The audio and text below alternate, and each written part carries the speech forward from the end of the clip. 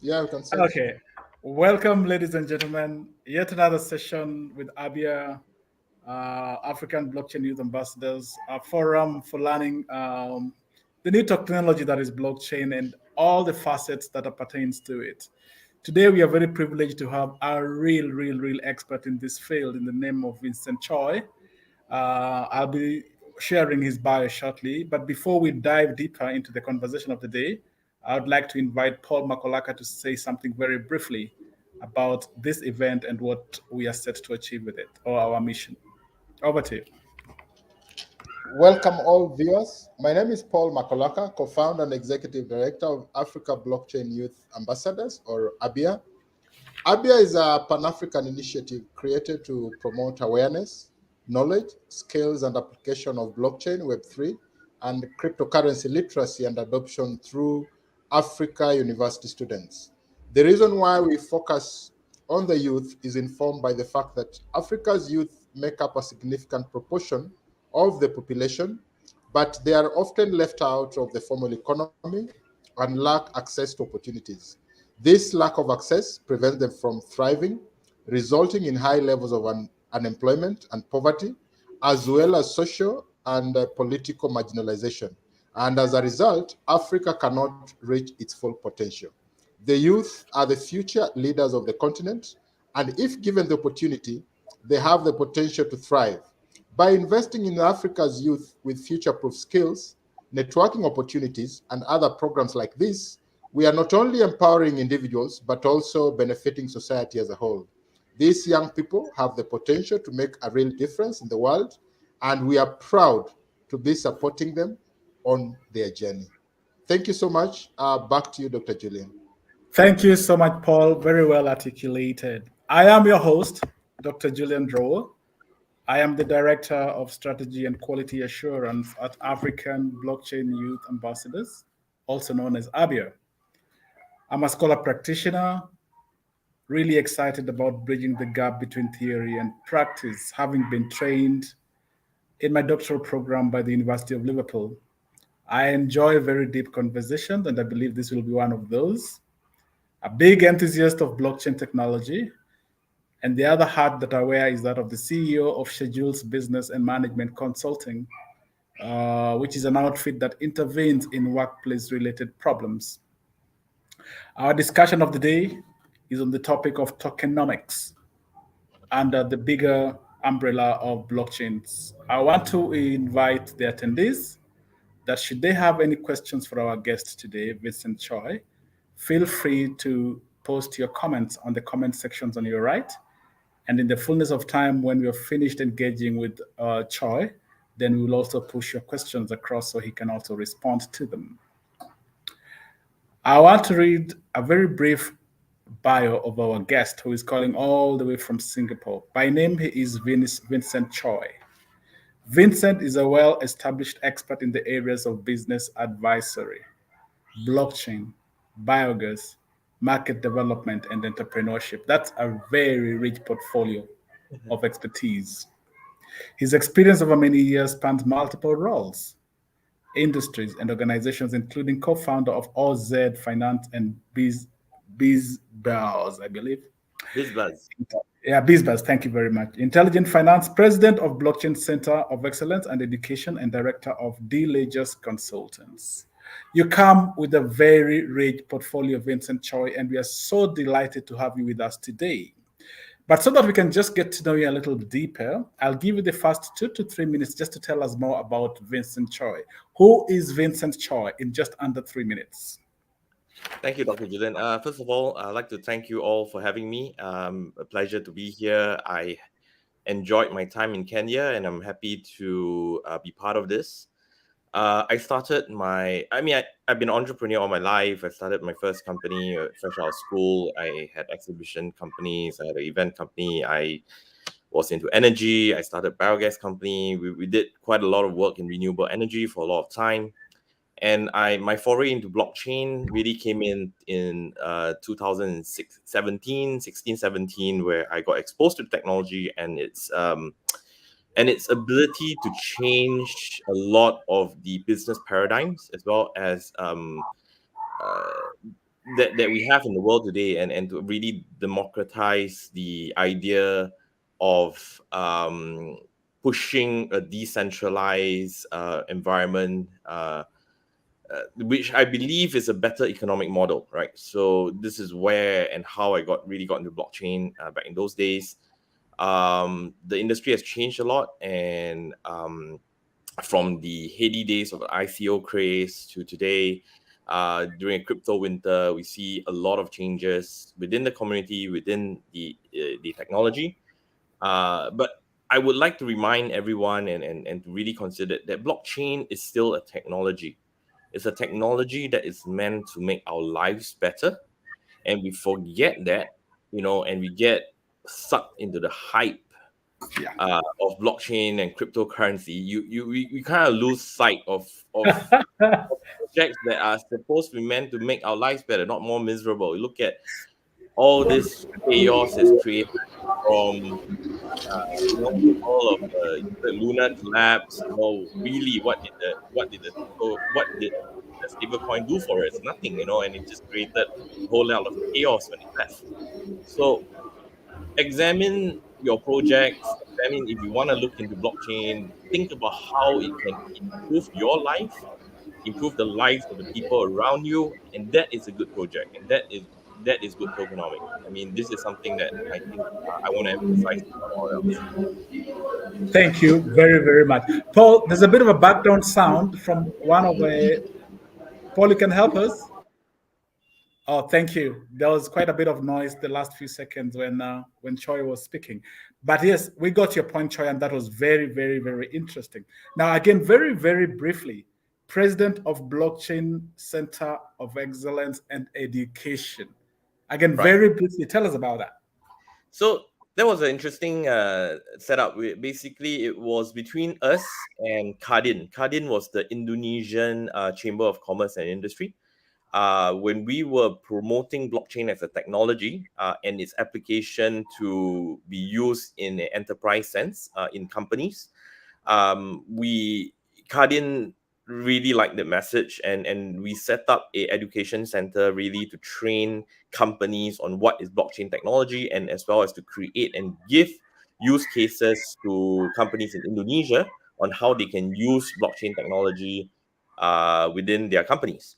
So all of the advantages of blockchain, right, like from immutability to transparency to creating trustless transactions between one person and another person, all these can be incorporated into an enterprise level to make things more seamless, to lower the cost of participants, in such a way that creates that helps make things simpler for businesses. So we spent a lot of time. We conducted workshops for the finance industry. We conducted workshops for the mining industry, the creative industry.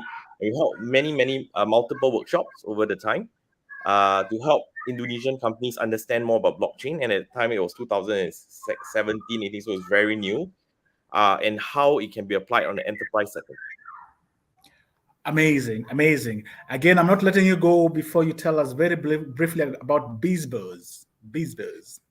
Okay, BizBuzz is a non-blockchain company, so it's a fintech. Okay. It's my fintech company that we do what we call comprehensive credit profiling. We use AI and intelligence to basically help the unbanked and underbanked get a credit score in such a way that they can then take loans from banks and other credit institutions. Sure, you're doing everything. What will the rest of us do? Okay, now let's dive to the subject of the day. In your own understanding, in your own words, what is tokenomics and how is it different, if at all, from crypto economics? Okay, so there's no real definition for tokenomics, but basically, in my opinion and how I design my projects, tokenomics is basically how your tokens will interact within your environment or your purported environment in an economical way. So the theory of economics is demand and supply, right? That's the fundamental of all economics, is demand and supply. So how would the functions of your token economy, so to speak, because the tokens represent the transactional lifeblood or the executional lifeblood of your economical state. So the tokenomics is really an explanation and the modeling of that process in such a way that gives you, that put numbers to what is fundamentally an economic activity, the exchange of goods, the exchange of services between one party and another party. So would I be right to say that it's just economics like we know it, but we in a different space? Yes, in a way. In a way. Thank you very much. So let's dig a little bit on that. What would you then share with us as the features of tokenomics?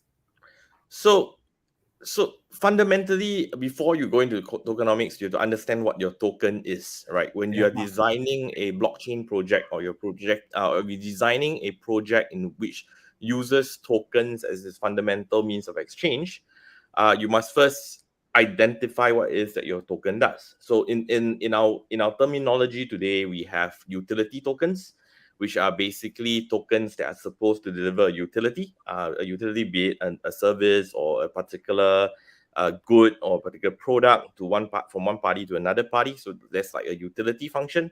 There are security tokens that function a lot like securities, like equity, where if you use the US Howey test, it basically means that this particular token is expected to make back returns for you without you having to participate actively in it.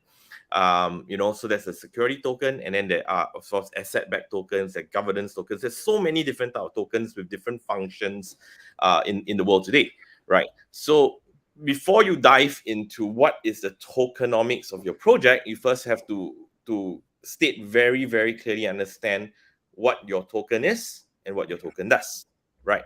So when your token is a utility token that is supposed to deliver a particular utility, and that utility might be anything from delivering water to delivering essential services to veterinary care. I don't know, right? It could be anything in that sense. What that token does, how that token evolves, create a economy around it, is basically the idea of tokenomics. So you have to model to sustain your business, right? How does your token need to behave? How does your token need to move from one party to another party? Whether or not there needs to be any fees in between the passing of this token from one party to another party before it makes actual sense. You look at how tokenomics have evolved, and this is a understanding of the function of the token is very, very important. Like when tokenomics, when blockchain and cryptocurrency first came about, a lot of companies, a lot of people were thinking that these were just alternate currencies, right? Something that you can take and exchange for goods and services in a shop or a store, and that was one of the use. It's a good use, but it's only one of the use, right? There are multiple users for tokens that were not being discussed.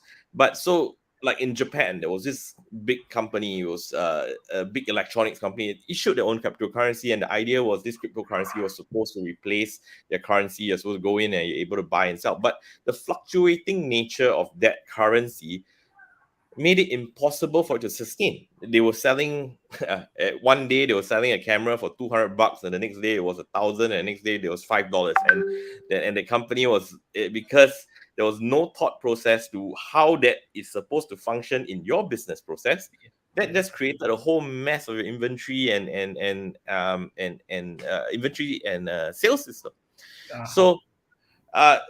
So if you are very clear what your token does, the value that a token delivers, and your ability to sustain the delivery of this particular function, that is modeling the tokenomics of your token. That is understanding how your token would participate and evolve and grow in an in its own economical space. Very, very interesting. Very, very, very interesting. You're triggering a totally different thinking in my mind as you speak.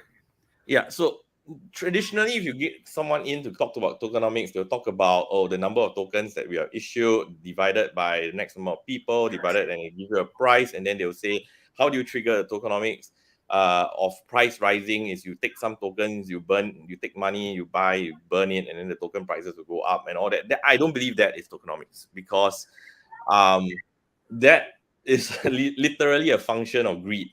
If nothing else, it delivers no value to an ecosystem whatsoever, but it functions. That is badly thought out tokenomics. Basically, you are using money you make elsewhere to burn your tokens in order to create more value in your tokens. This is just very badly thought out tokenomics and how the tokens are supposed to function in your economical space. So this is, I mean, that's why I said there's no real prescribed saying that this is I'm right or I'm wrong, or these people are wrong and this I'm right. I'm not saying that, but think about all the way back to what I said at the very beginning, from the very functionality of crypto, blockchain technology is to make our lives better. Yeah. Is what you're doing with your tokens, how it's interacting in that ecosystem, in that space, creating value for you, the people around you, and for humanity as a whole. This is what you need to consider when you are talking about the tokenomics of your project. Interesting. Very interesting. So let me bring a little bit of a twist to this, and I'm hoping the next question will make sense. Let me see if it will. You've given us a very good description around the features of it. You've also mentioned earlier that the principle of demand and supply is a big player, just like we have it in the real economy. It also happens in the same space. So the question that comes to my mind is, I'm very clear in the real world, the variables that are at play that affect the demand of supply of fiat, etc., etc., etc. And I'm now thinking, okay, I'm looking at a totally different space. And I'm thinking, so what are the variables at play? What are the variables at play? What affects supply? What affects demand? How do you get to an equilibrium? All those kind of questions. I don't know whether I'm asking the right question, but it will be very interesting. You are, but I mean, fundamentally, the same principles apply on the long term. Okay. There are a lot of short-term factors that create like your FOMO, so the sustainability of your business model, the sustainability of your tokens will depend on its long-term survivability, right? Again, I drive back to Luna. Luna was a very bad example of how it is not sustainable, right? And that created a lot of chaos in the market. Now, so when you model something great, there might be short-term fluctuations. Like most markets, we exist in an imperfect market. This is understood, right? All of us understand that we exist in an imperfect market. In the stock market, in the bond market, whatever it is, there's imperfect flow of information. And because there's imperfect flow of information, there's pricing disparity, or there's pricing, there's just pricing differences, correct? Because of that functions is even more pronounced in the crypto space, because everything moves lightning fast. People don't even have time to absorb information before market makers. A lot of which activities are not allowed in a traditional financial space, interface with this market to then make prices go up and down without considering the economic fundamentals. Okay. Right. And this is the biggest problem in the crypto market today. A lot of people buy cryptocurrencies without even understanding what the hell the project. Sorry, I'm not supposed to say what the project is supposed to do in the first place. Okay. Correct. The token price has completely derailed from the fundamental value of the service or the product that's being offered, and that's dangerous. That is a classic example of a bubble. That's a classic definition of a bubble that's just going to explode over time. You see, so in order for this industry to be sustainable in the long term, some fundamental truths have to be said. One, economics is a well-known art form for the last few hundred years. The fundamentals don't change. If traditional economic models cannot give you 1,000% return per year, why do you expect your crypto to be able to do that? That's The interesting. efficiencies that are generated from the technology, the application of the technology cannot be equal to 1,000% or few thousand% in certain expectations, right? Because I made let's say and good examples, very good examples of blockchain technology that is implemented right on a enterprise level.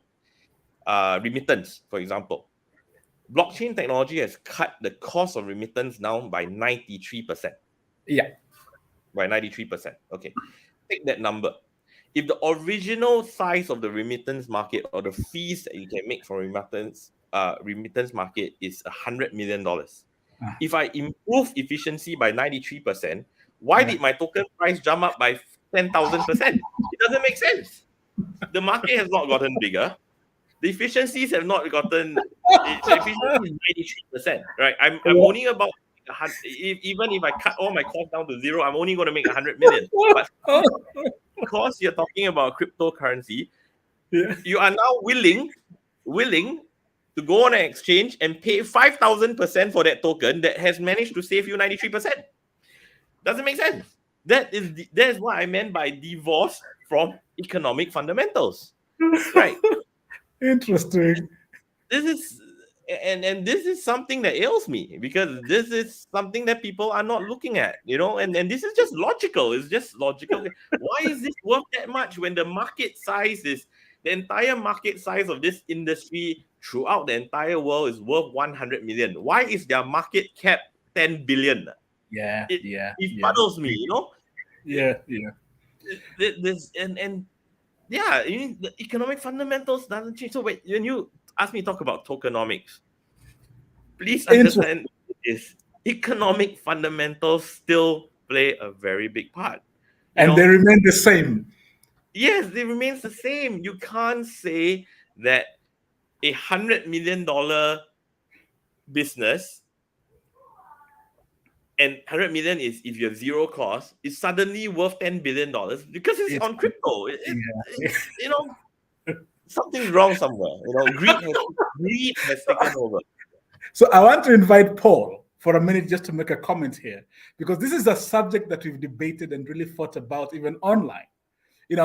And Paul, you know how crypto and tokenomics is being sold in this part of the world.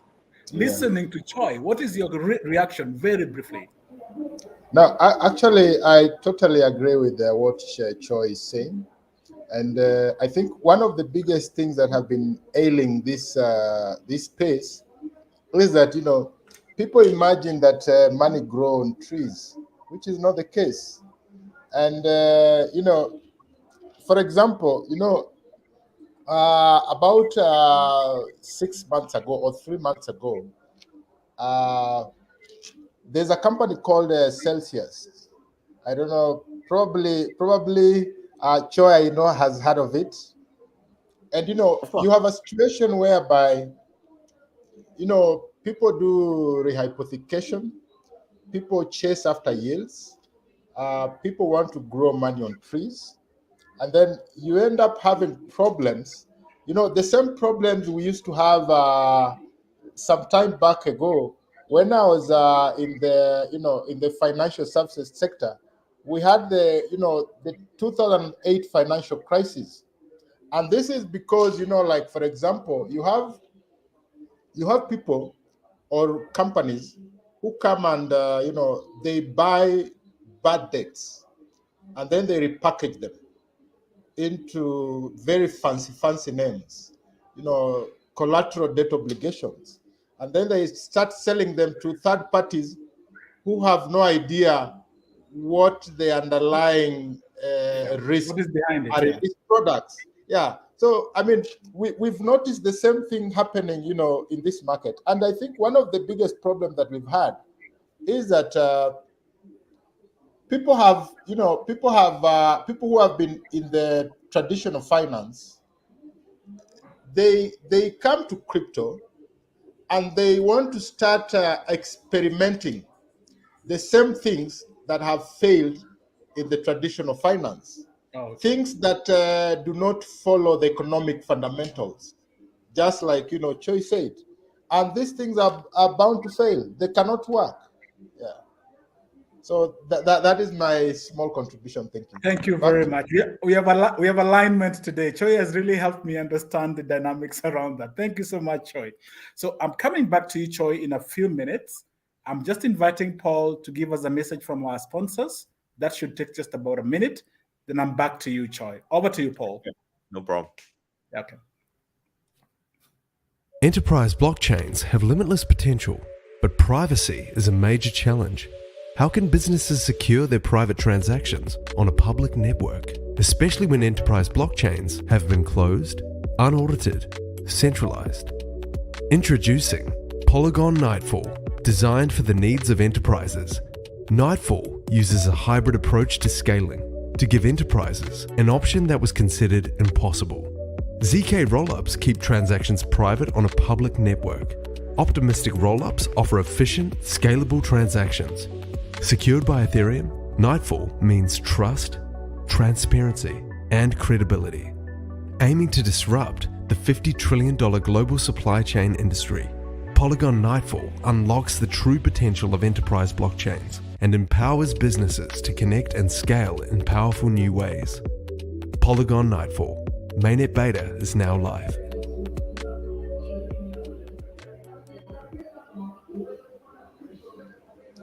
our viewers, that is Polygon. Polygon is a layer 2 blockchain that aims to help Ethereum with its scalability. By acting as a layer 2 protocol, Polygon doesn't aim to duplicate Ethereum's functionality. Instead, it helps to improve transaction speeds and lower costs for developers. Polygon is one of our partners who believed in what we are trying to do to empower university students in Africa. Thank you. Back to you, Dr. Julian. Thank you very much. As I wait for Choi to rejoin us. Here, didn't go away. Great. So Choi, you shared something very compelling there, and you raised some fundamental questions that we should all be thinking about as investors in that space. Which brings me to my next question to you. There are so many dynamics at play when you look at tokenomics. There's so many dynamics at play. The question that then comes with all those challenges that you've just mentioned, how are these dynamics managed? We are now talking about the elephant in the room, regulation. Who should regulate it, or how should these dynamics be managed, and by who? Whoa, regulation. Okay. I think that some regulation is good, right? Okay. Let's put it this way. The one thing bad about regulation now is that it is being made by people who do not really understand the tech, do not really understand how a token economy is supposed to function, and also keep changing their mind. I think that's the most irritating thing. Today, this is legal. Tomorrow, that's not legal. Today, this is okay. Tomorrow, that's not okay. Today, this is 20% tax. Tomorrow, this is 10%. The next day is 50%. Right? So that is actually the most irritating thing. Right? I still feel that this is an innovative space. It's a space that nobody knows where it's going to be. Of course, there are independent fundamentals. You can draw it back down to earth. You have to have some regulations. You want to get rid of the rug pulls. You want to get rid of the you want to get rid of those nonsense projects that is not sustainable. You want to get rid of scams. That is natural. All regulators should think about protecting their people from scams, protecting their people from the unsavory elements of this space, right? And because this space is so poorly understood, like I was explaining to you something, it's so poorly understood by the masses, right? It creates it creates a lot of problems. It really creates a problem. And when Celsius collapsed, look at the lawsuits that happened. happening in the US right now. It's the everyday person that is affected. Someone who has put all their life savings into something that yields, that guarantees them a yield of 15, 20, 18%, when the yield was simply not sustainable. Right. So these are fundamental bad actors that the government should try to regulate. Now, how do you regulate that space? How do you I think a lot of regulators in the world today has taken up the position where they want to block retail investors. Mhm. They want to allow accredited, sophisticated investors to participate. Yeah. Right. So unfortunately, and this is and follow me here, a lot of governments think that sophisticated investors are people with money. It's not people with education. The missing piece is actually education. It is not whether or not someone has $1 million, so he must be a sophisticated investor. That $1 million could be a lottery ticket for all I know. The way that he got or hand me down from his father, and he could be as dumb as he wants. Yeah. The missing piece is education, right? And instead of spending time, effort on consumer education, on educating people, on doing what you guys are doing, educating people, they decide to, it's faster to regulate. It's faster to just say it's a ban. Now, think of what that means. Think of what that means in terms of economic equality. If I educate someone properly on what Bitcoin or what on what digital assets is supposed to do, I am creating an opportunity for them to join $100 million. I say 100 million, not 10 billion, $100 million opportunity, of which they could easily live their life out of poverty. But because I ban them instead of educating them, I'm now created an instance where the rich will always get richer because these are the guys which the government thinks are sophisticated. Yeah. Now, there is no denying one fact. It is a fact in dollars and cents. The crypto and blockchain industry created the most millionaires in the last decade. Yeah. Right. And these are people whom got lucky, they bought a bit of Bitcoin, they could have a phone or mining machine. Hey, I have 300 Bitcoin here. What happened? It's now worth 9 million. I'm not a millionaire. These are folks who got lucky, but that luck is not available to everybody because the masses were not educated on it. Yeah. So, is enforcing that kind of regulation creating a new economic inequality, or is it better to educate? Because this industry really is lacking in education. My and everybody have their own piece to say. I have a very different take on tokenomics that I just shared with everybody here, right? I have a very different idea of how things are supposed to work. Yeah. Now, if people don't hear all the voices, don't hear all the message, and the government don't put into place an education program which help people, then unfortunately the poor will get poorer and the rich will get richer. I mean, that's just how it's going to be, and I don't think that's right. That shouldn't be the way. Interesting. I'm just noting down something. Very, very, very interesting. Let me bring another twist to this. And that was really, really profound, by the way, Choi. You've put it in a very phenomenal way. I'm still trying to absorb it. It will take me a bit of time to really attune myself to that. But again, let me pick your thoughts on something else. This space is founded on the principle of democracy, peer to peer. I can make my choice who I want to do business with. And then we have concerns. And those concerns bring about the questions around regulation or governance. Do you foresee a conflict between the principle of democracy, which this particular concept espouses, vis-a-vis regulation and governance? Do you see a conflict going forward? Okay, that's a very interesting. I said from the very beginning, I think blockchain technology has many functional and efficiency enhancing features, right? The democracy part of things is not that important to me. And I'll tell you why, right? Ultimately, I don't want to do business with criminals either. It's a moral thing, right? I rather be very clear who I'm dealing with, and I want to know that my money doesn't go into the purchase of arms for the killing of innocent people, doesn't fund drugs, doesn't fund. It's like when you say I want democracy, yes, but I don't want anarchy. Democracy functions.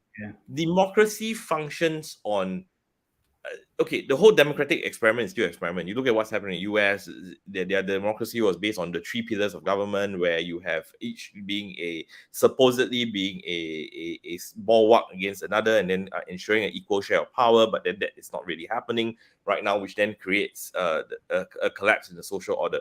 So when you say democracy in blockchain, it's more about choice. It's more about choice, about me executing my personal freedoms of choice, right, within the framework of that blockchain. So, which is fine. Why not develop a system where we've been promoting is where you know that everyone who gets into your system is good, are good people, right? So the KYC AML is important, but it should be done on a level that then doesn't involve anyone else. Why do I need to go through 15 background checks every time I do something? Correct? If I have been certified as good, and this is where I think is one of the perfect users of NFTs, right? NFT can give me an identification, and it's tied to my identity, it's tied to my wallet, and it said, oh, this has been proven, he's a good person, you should do business with him, right? And then everyone functions in what we call a zero proof environment. If I deal with a bank, I'm already vetted, I'm a good person, I should be able to deal with a bank without the bank knowing all of my details again. I can deal with another you to sell you goods, and you know I'm a good person because all my details is clean and clear. So this moves, you have to have 2 layers. You have to have one layer that then vets you as a good person, and then another layer that allows you to do all your freedom stuff, which is your zero proof, your privacy protection, and all of that. We are entitled to that. We're entitled to our freedoms, but only if we earned it. We have to be proven to be good to enter the system. And this is the idea of community that and ecosystems that is very powerful in blockchain today. When we say we are building communities, we're building ecosystems. What people fail to function is, who are you bringing into this ecosystem? How are you first identifying that everyone in here is deserving of an opportunity to do business with me, of an opportunity to do business with you, right? And if we can get that sorted out, and the zero proof environment is perfect. It protects all of our privacy. It allows us a full freedom of choice with a full understanding of what we are doing, because everyone in the system is vetted good. Wow. Paul, did you hear that? Paul, did you hear that? Yes, I did. And what Choi actually is saying is very profound and very powerful. And actually, I've had an opportunity to interact with financial investigators, and one of the issues that have always, been a hot topic is about KYC, yeah, which is a big concern. But I can tell you, Dr. Julian, for a fact that, technologies are already there that can address the issue of KYC.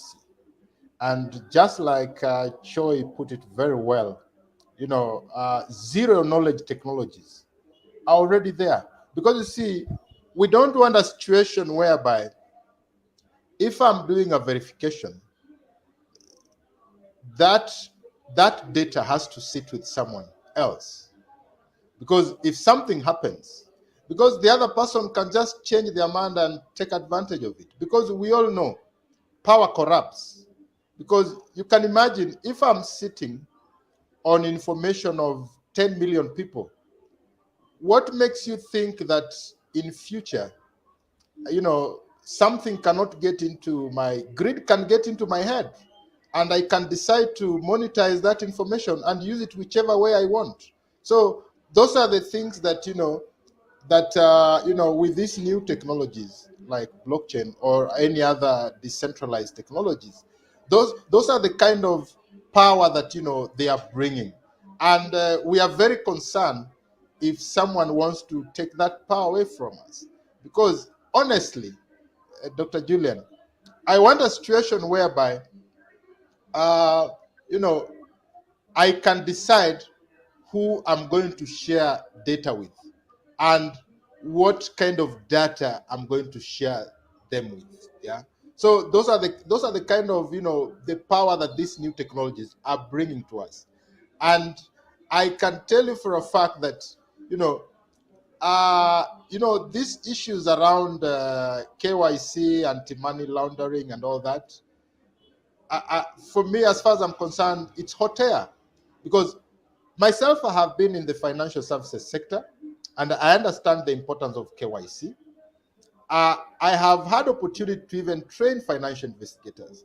I've had opportunity to be involved in doing open source intelligence. And when you do open source intelligence, I can tell you there are so amazing technologies out there. For example, something like PGP, that you can use to share information. You can verify the authenticity or identity of someone without necessarily knowing who they are. Yeah. So the technology is already there. So it is just the goodwill that I think is still not out there, especially from regulators and from government. But I know that with time we are getting there. We are getting there. Thank you. Thank you, Paul. And Troy, so that you may know, some of the listeners, a lot of our listeners are already sending very good comments about the teaching that you're giving us here today.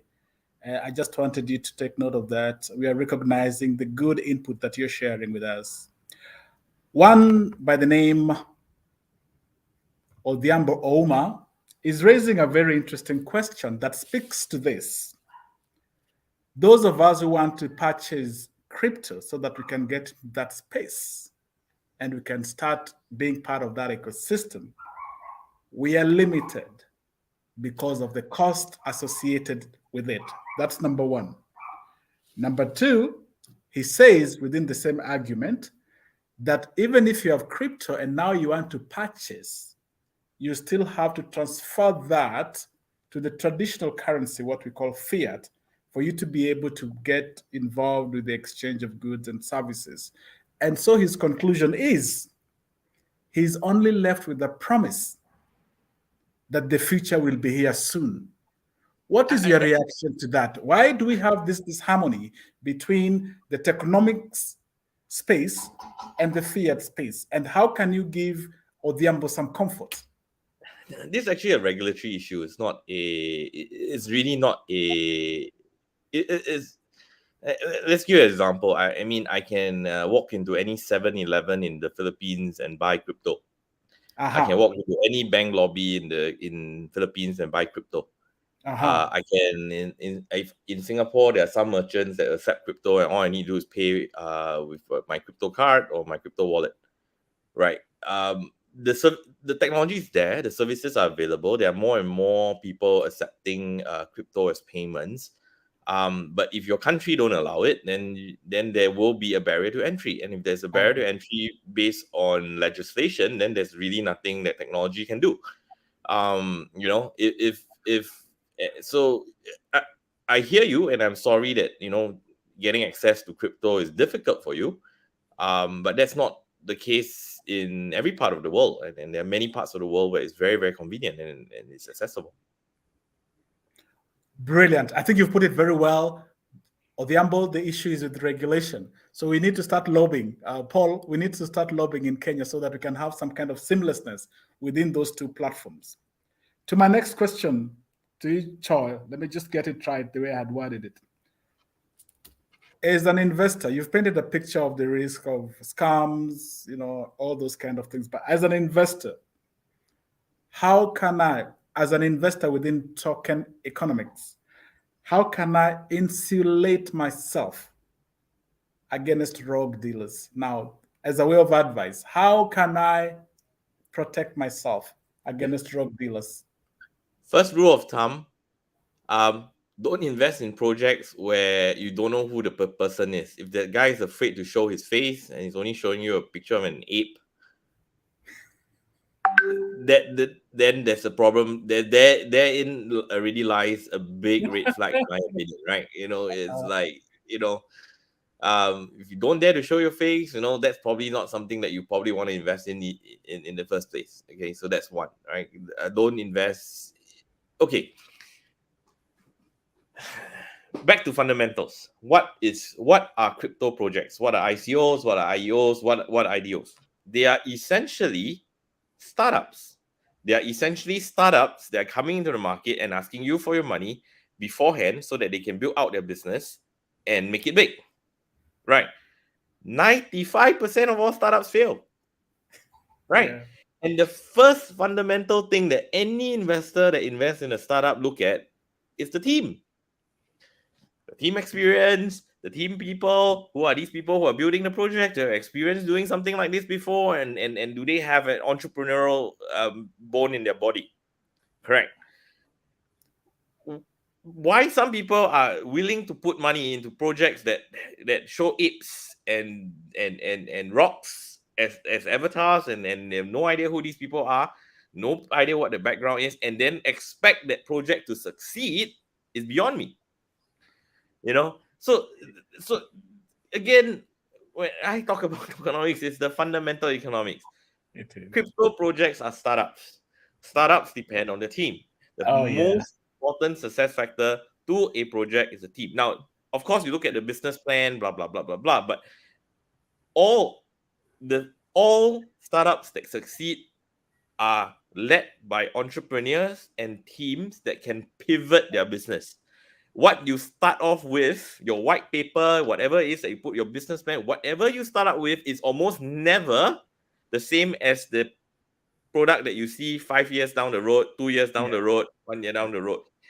So essentially, if you are looking at investing in crypto, you're looking at investing in projects, new projects. Let's not talk about the big 5, the big 10 crypto projects. All those are already out there, and it's already, the way to make the delta, right? The super delta is to invest in new projects, and the new projects depend on essentially these startups. You look at the team, you look at the efficiency, you look at the proficiency of the team, and then you invest based on understanding that team. So to me, that's at least the most important. And then I look at the business plan. I look at I see if these guys can even put a financial statement together. These are all the things that I look at, and the fundamentals of the project matters to me, right? Not just how they're going to burn tokens in order to raise the price. So these are some of the things that we have to consider when we look at investing. I mean, this to me is an inalienable fact. Interesting. So a Haley studier is saying that they are learning a lot from Choi. Thank you. Decentralization power. That's what they say. I'm using the word they because I'm not very clear whether it's a he or a she. Isaac White, joining from Nairobi. Such a powerful teaching. That's feedback for you, Choi. Amazing stuff. Then Gloria Otieno is saying she is following Kinley from Mount Kenya University. I underlined the word Kinley. So just rest assured, Choi, that what you're doing today is adding significant value to a lot of your listeners. I'd want to take you. Yeah, I'd like to take you to what could be my second last question for the day or for the evening.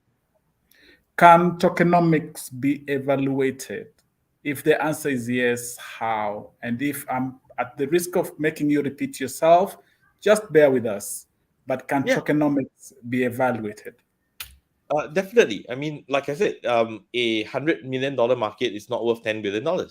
A very, very simple tokenomics. Like you look at something that has a market potential of 100 million, but you see a market cap of 10 billion, something is wrong somewhere, right? But tokenomics can, because ultimately the tokens are expression of the economic environment in which this project or this business is going to operate out of, correct? So if you dive into the fundamentals, you look into what this business is worth, ultimately your valuation of your company shouldn't be very, very far from there. Or the valuation and then the valuation of the company divided by the total number of tokens out there, that gives you ultimately what each token is worth or supposed to be worth. You look at that and then you compare it to the current price it's trading now, and then you can see if it's, over traded, under traded, okay, and that's fundamental analysis, right? So it depends on whether you're a fundamentalist or you're one of those candlestick guys and that look at what other people are doing that determines the price, of where it's going. So this is yeah. So I believe I'm a fundamentalist. I believe that the fundamental value of what we're trying to deliver is more important than its trading value, right? Other people may disagree with me and understand, and I completely respect that, because it is a market driven situation. But when you do that, you have to remember that trading is a zero sum game. If you are making money, someone is losing money somewhere else. Yeah, correct. Interesting. Choi, you'll allow me to ask you a very personal question about Choi the man. You are very passionate about what you do. You're very, very passionate. We can tell from the pronouncement and how you're doing that. What drives you? What really drives you? You're doing all these things. You have so much things going on in the air, and they're all so brilliant. But I just want to understand, what is this one thing that drives you? I believe that everybody on Earth should leave the Earth a little bit better than when they came, and I'm just playing my part, because to my abilities, to my capabilities, I want to make things better, right? Be it through the projects that I get involved in, be it through the be it through the work that I do, be it through my family and the time I spend with my son. I want to leave things better, right? And I believe that blockchain has a lot of potential for both good and bad, and the lack of education is causing most of the bad, right? So when you guys invited me to speak, I'm happy to do it. I'm more than it's 11 p.m. I'm more than happy to spend the hour to talk about it, because I feel that this industry is being very badly abused by a couple of players that is creating a very, very bad taste in the mouth, right? Yeah. So if you, that's really what drives a lot of what I do and how I wake up in the morning, wanting to make something better and before I sleep. This will be my last question for the evening. You have a lot of young people listening to you today, and there'll be more listening to this recorded clip in the future. I can promise you a lot of people will be going in to see what you said about this subject. What is your advice to the young people? That's my question number one. And my final question is, what resources can you direct them to so that they can learn more about what you've shared? I think what you guys are doing are great. I mean, really inviting people to come in to talk about projects. From us, we have a YouTube channel called Oz Living. We actually interview a lot of people in the crypto industry who have real projects delivering real value. Please do go and check it out if you want to learn more about what some of the projects are happening out here in Asia and this part of the world, right? And their views on what's happening within the crypto sphere. These are all very good guys, all my friends that I've learned a lot from over the years. Do look at it if you want. We fundamentally go into this industry with your eyes open, understand that it is not a magic pill, and always try to do better. Meaning that whatever solution you're thinking of shouldn't be about how to enrich yourself in as short a time as possible, but how this solution, this project you're starting is going to make the lives of you and everyone around you better. And because you're doing that, you're going to profit. Amazing. I am conscious of our time. I am aware that it is late down in Singapore. For me, my colleagues, and the audience that have been listening, and everybody else who will listen to what you say today, I want to say a big thank you. I want to say a big thank you on behalf of ABYA. At a personal level, I have learned so much, Choi, and I'm hoping that we can keep this connection going. Thank you very much. Thank you very much. Thanks for having And as I, me. as I conclude, I invite Paul to make the final remarks, then we can call it a day. Paul, over to you. I just want to take this opportunity to thank Choi for accepting to be our guest this very late. We are really honored, and we have all learned a lot. And I just want to assure our viewers that this is not the last you are seeing of Choi. I think you'll be seeing him more often on I look forward. when you organize such kind of platform. So thank you very much, everyone that has joined this session. May you all have a good morning, a good night, a good afternoon. See you next time. Bye. See you. Bye, Choi. See you sometime. Bye-bye. Asante, Asante. Okay, bye. Asante sana. Bye. Bye. Kwaheri sana.